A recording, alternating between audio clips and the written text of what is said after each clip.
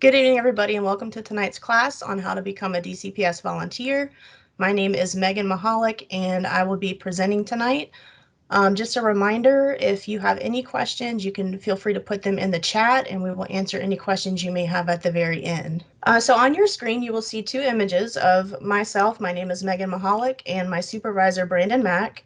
I am a support tech with the Family and Community Engagement Office. I've been in this position for about 5 years now, going on 6. My primary role is for the volunteer management program. I typically will spend time in the office answering calls. So if you hear my voice and recognize me, that's probably why. And then my supervisor, Brandon Mack, he is our director that oversees our partnerships and community outreach. He supports me in the day-to-day stuff that I do. So if there's any things that I don't have an answer for, or if you call, he really does a great job of supporting me in that role. He also handles all of our faith-based and business partnerships for the district, on top of our volunteer management program.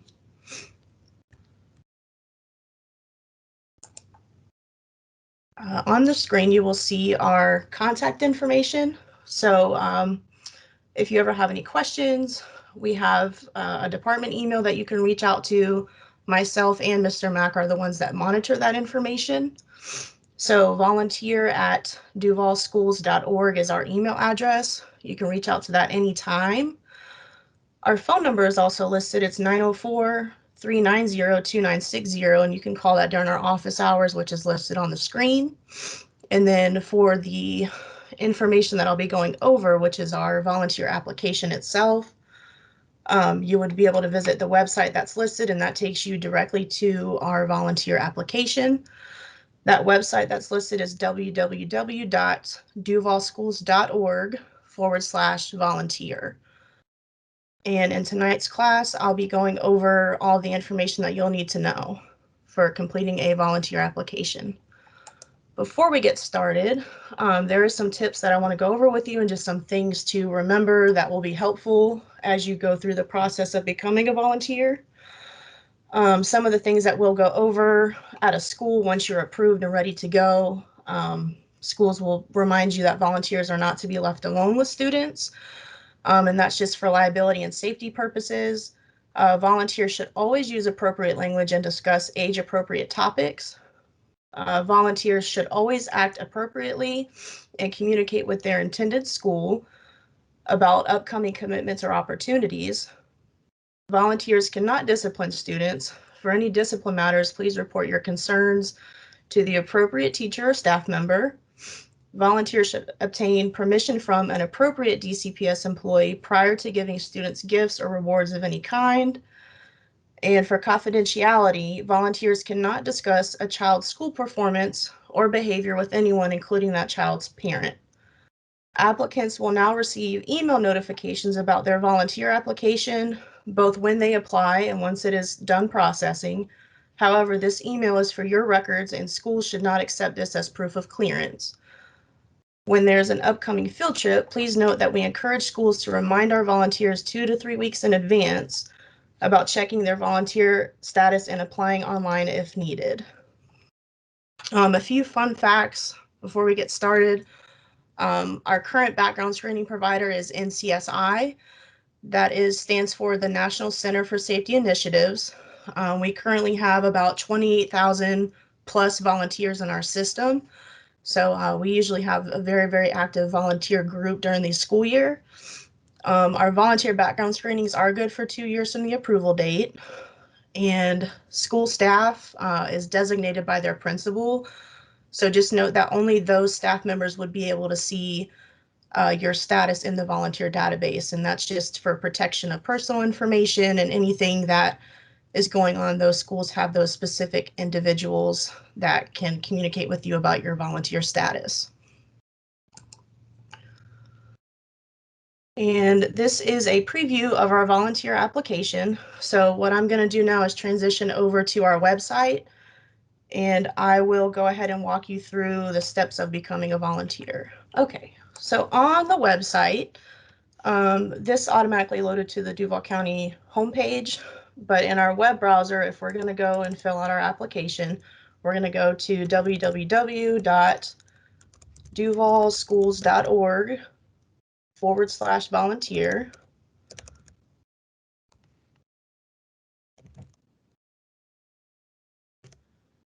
And on this page, you will see our COVID-19 updates. If there's ever any information that we share with our volunteers as far as messaging that comes from my supervisor or anything from our department, it is typically notated here. This message is in relation to COVID-19 updates, but like I said, there will also be other information that may be included. And again, our contact information is listed here with our email address if there's ever any questions that you may have. So the first step we're going to go to is the Apply Here button that we will click on, and that takes us to the volunteer information screen. There is a welcome message that gives you some information, again, with our contact info. There's an existing volunteers login button that I will go over in just a little bit. But the first step, if you're going on to apply for the first time, is to go through the application itself. So we're going to go through and enter our email address. So I'm just going to use volunteer@duvalschools.org. And when you're going on to apply, be mindful that you can only use your email address for one individual. So if you have a spouse that you may share information with, you would need to have a secondary address to be able to go through the application. And then when we create our password, there's a list on the right-hand side that basically tells us whether our password is valid or not. And so once I complete that, I will put in the same password, and you want to make sure that all of the check boxes on the right-hand side are all in green. And then we'll go down and fill in our personal information. For this purpose, I'm just going to use a generic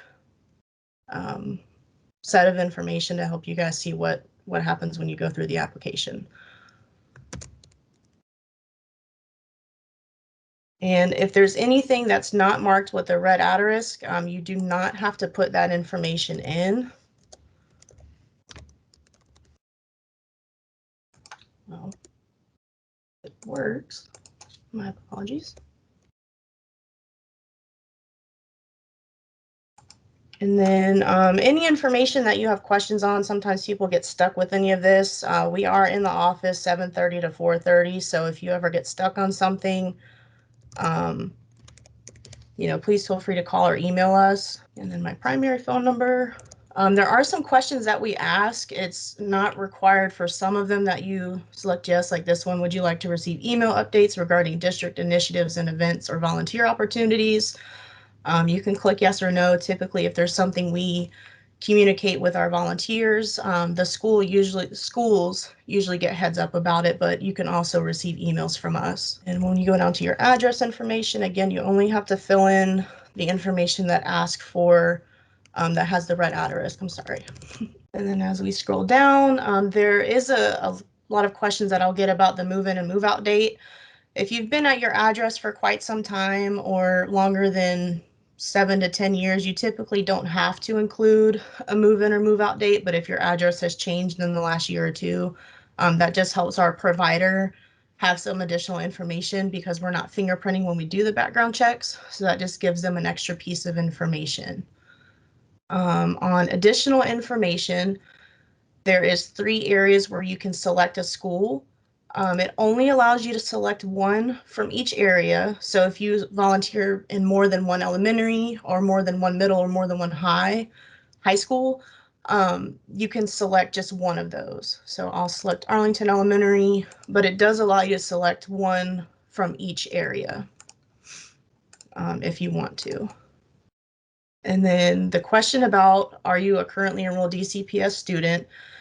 If you're a community member, a parent, or guardian, your answer would be no, but we do have student volunteers, so that's where that would come into play. Any of our current DCPS students that want to volunteer, there's a form that I'll go over a little bit later that our students will be able to fill out to complete volunteer hours as needed. Are you employed or affiliated with an organization, business, or faith-based and or nonprofit that is currently partnering with Duval County Schools? We added that for our partnership piece. Like I said, we do have partners that come in and volunteer time with students. So that is something that we included to notate those individuals. And then for our retirees, if you're a retired DCPS employee, once your time has come to an end with Duval County and you've officially retired, we no longer keep your information active in our system. So we ask that you go on and fill out an application, and that's where that question would come into play. If you were an employee looking and you do hit yes, it's going to ask for the last role that you were in. And if you still remember your employee ID number, you can enter that. For me, I will put no, definitely not in that range yet. And then the last question is, have you ever been arrested or issued a notice to appear in court for any alleged infraction? So that's in regards to the criminal background history.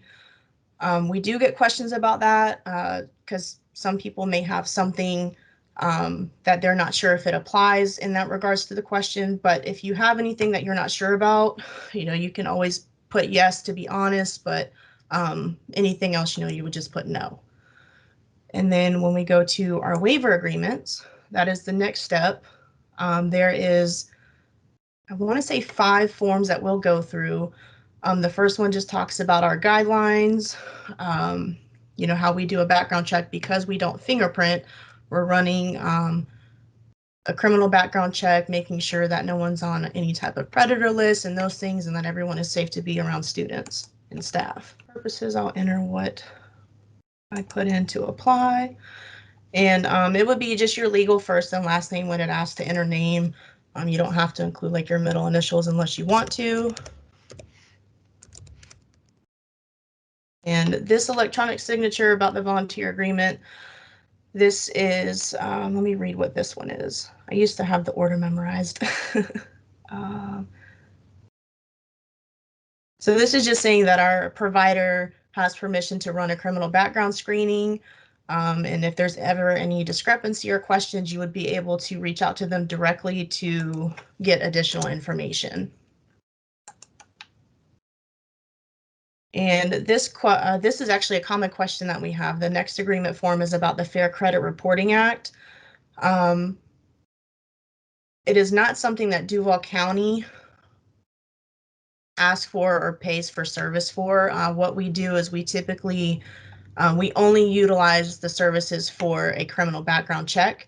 So this is just a legal form that is required for the company to include because they do provide that as a service to other consumers of theirs. But we solely just run criminal background screenings. We don't do anything in relation to pulling credit. But this form is included because they have to acknowledge that as something that they provide. So it's just a checkbox that I acknowledge. And then on the next screen is our disclosure regarding background investigations, which again is just another consent form that would give us permission to run a criminal background screening. So you would just acknowledge that. And then the very last one is just the acknowledgement and authorization. Again, just another agreement that you're allowing us to run a background screening. And it's an electronic acknowledgement with a signature. So you would enter your first and last name. My brain likes to type faster than I actually do, so I apologize. And then the last 4 of your social. And once I hit submit, if there was any errors or anything, it would give me a message on what I may have missed, or the most common thing, and I'm going to go over that in a little more detail, is you may get a duplicate record message, and that typically means that you already have an account in the system or with that email address. So if you remember your login, you would be able to go and log into your account to see what information needs to be updated. And then from there, let me switch back to the PowerPoint. So the next slide are frequently asked questions. I'm going to go through those, and then I will go back to some of the information that is included with once you officially apply. You create an account, you have a volunteer dashboard that you can log in and see your volunteer information. So I'm going to go through some of these questions that we may get with an individual that's applying for the first time, and then I'll go back and go through our volunteer login information. So the first question is, how long does it take for my volunteer application to clear? Applications typically take anywhere from 5 to 10 business days, and we typically get them back within a week, but we give that window of time for our provider to have time if we get an influx of people. Our busiest times are right before the breaks because a lot of field trips are happening. We get a lot of end of year stuff for high school students, so that's a busy time for us. So we always try to recommend, doing it as early as possible. If you think there's something coming up that you want to participate in, it's better to just get it in sooner rather than closer to the event. Number 2, how will I know if my application has been approved? Once you complete the volunteer application that we just went through, and you wait that 5 to 10 day window, the system is set up to send you some emails that will communicate with you. So it says once you complete a volunteer application, you'll receive automated communications from the volunteer management system about your volunteer status. The emails will come from the sender, DCPS Volunteer Services, and the following subjects are what the emails are that you would receive. So the first one would be volunteer application pending. This is just confirmation that we've received your volunteer application or your renewal. Like I said, for anyone who has an existing account and it expires, it will communicate with you and you will submit a renewal, but it'll send you the same confirmation. The next one that you would receive is after that 5 to 10 day window.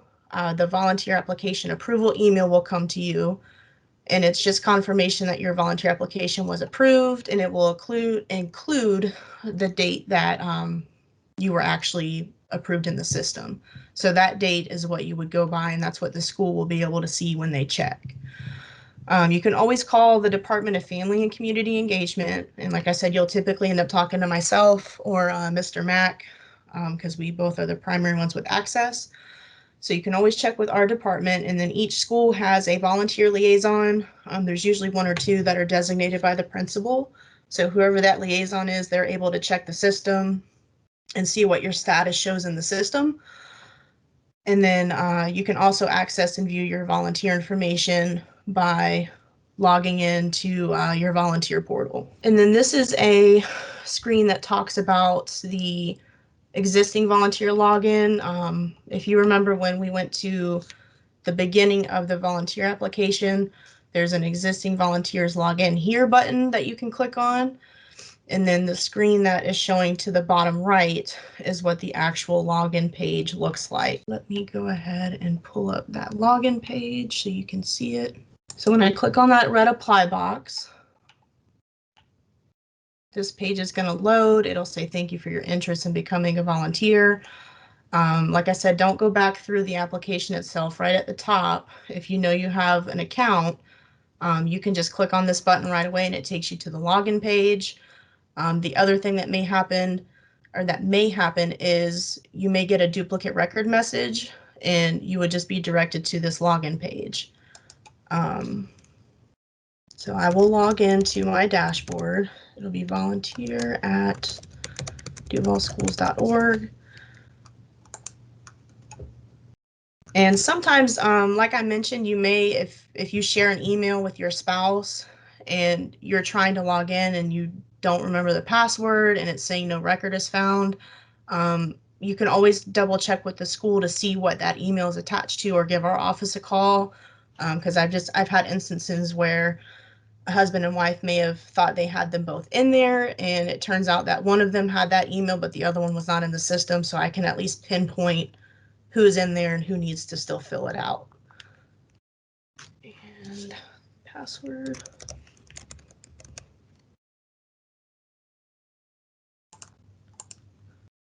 Okay, and so when I log in, I'm going to see my dashboard.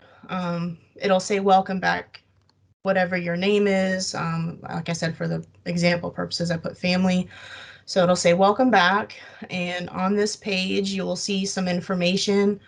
It'll have a spot where you can upload a picture. So if you want to upload an image into your dashboard, feel free to upload like a headshot. If you have a professional photo of your, a headshot, you can upload that.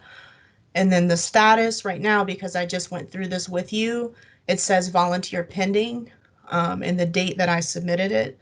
So once that update happens, that clearance information, once it uploads, it'll say volunteer approved, and it would have the date that it was approved underneath that where it says date.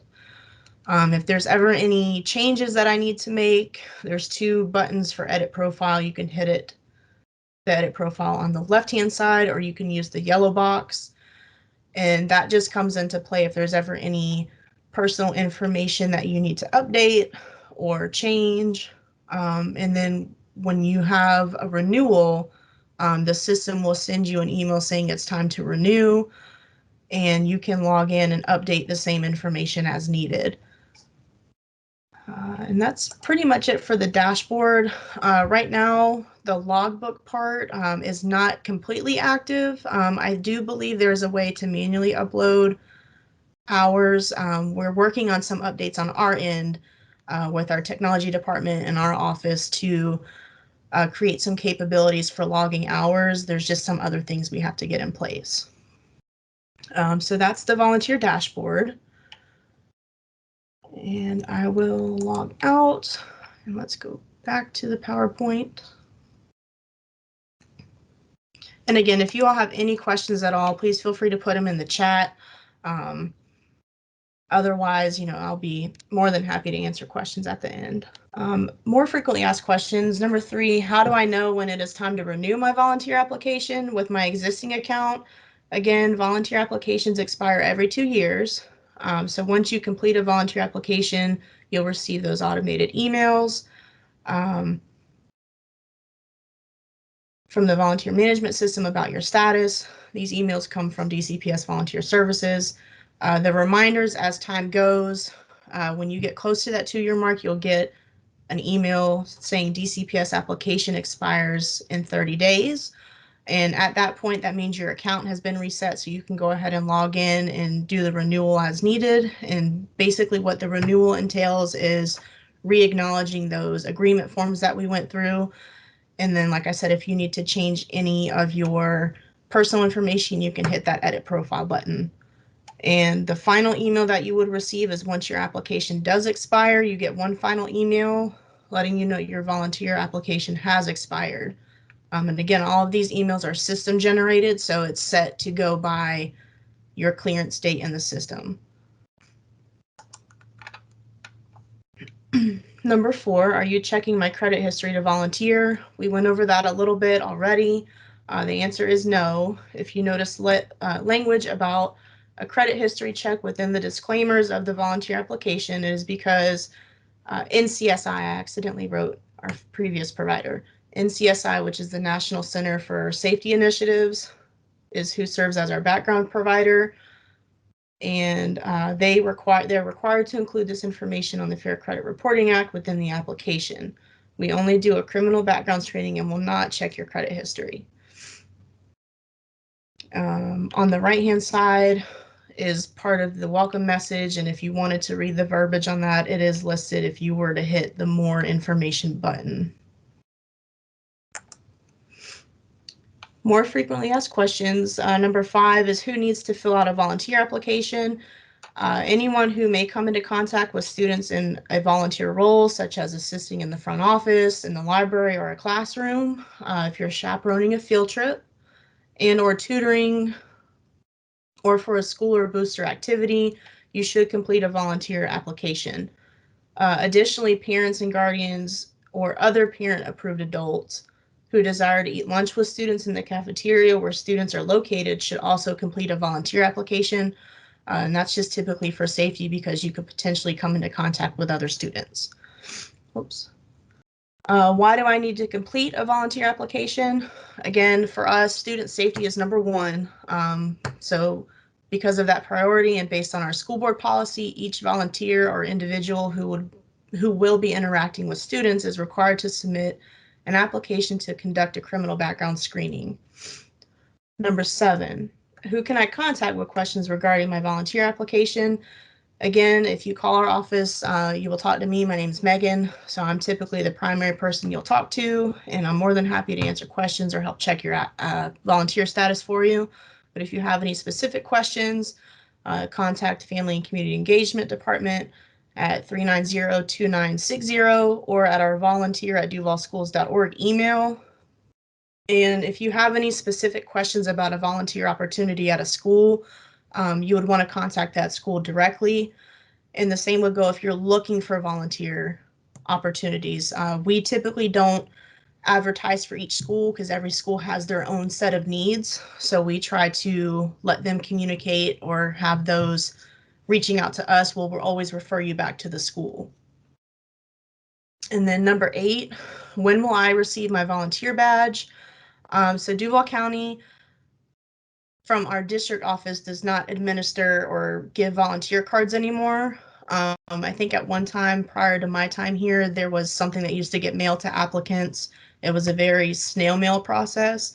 But right now it's up to the schools. So whatever they're providing you, once you sign in and they verify you're approved, each school will issue their own cards for volunteers. And if you need to check on the expiration date for your clearance, like I mentioned before, you can contact the school where you volunteer, or you can contact our department, or you can also check your volunteer portal. Number 9, am I allowed to bring my other child along to chaperone on my child's field trip? Per district policy, we do not allow that, and so the answer would be no. Based on the field trip policy handbook, only designated students, authorized employees, and authorized chaperones may attend a field trip. So any unauthorized individuals are prohibited to attend field trips. This is on the right-hand side, the outlined policy that is referenced in the answer. So it says unauthorized individuals, same thing I just said, only designated students, authorized employees, and authorized volunteer chaperones may attend a field trip. And then the below individuals are not authorized. So it specifically states a participating student sibling who is also a student at the same school. However, the sibling is in a different classroom that is not participating in the trip.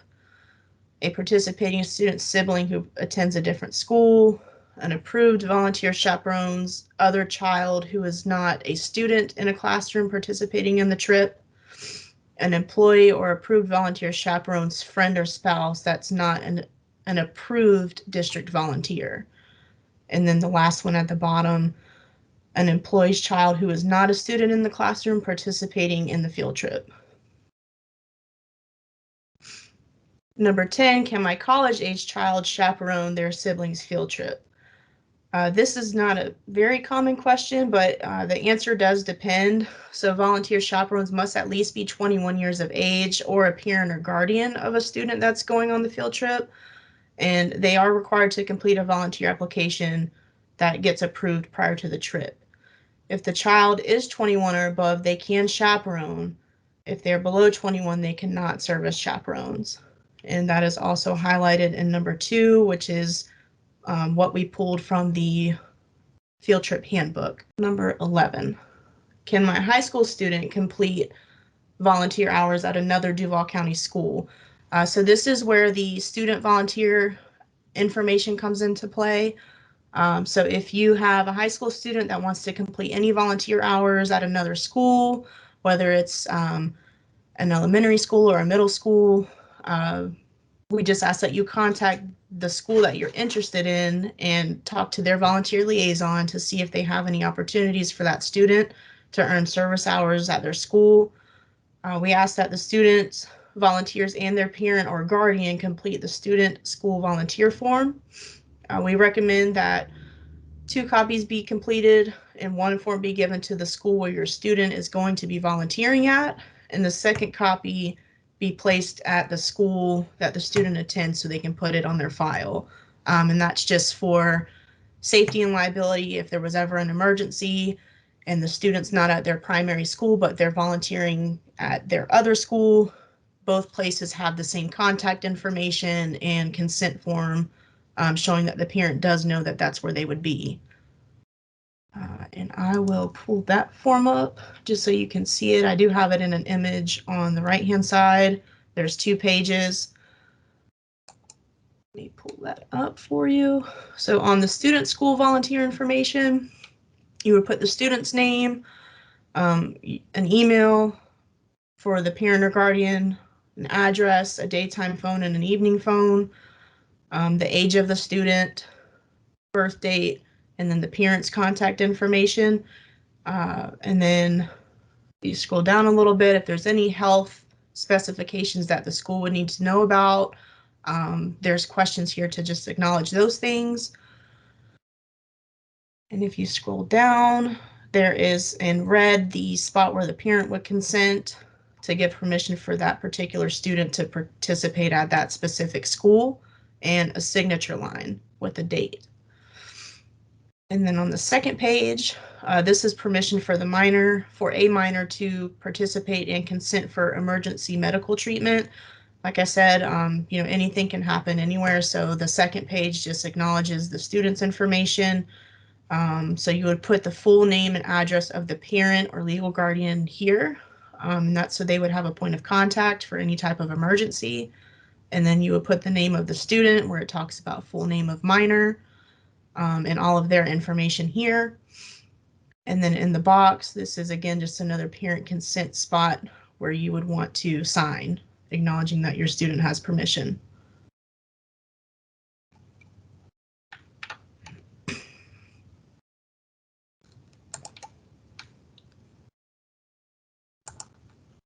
Okay, and next slide is the end. So thank you guys for listening in.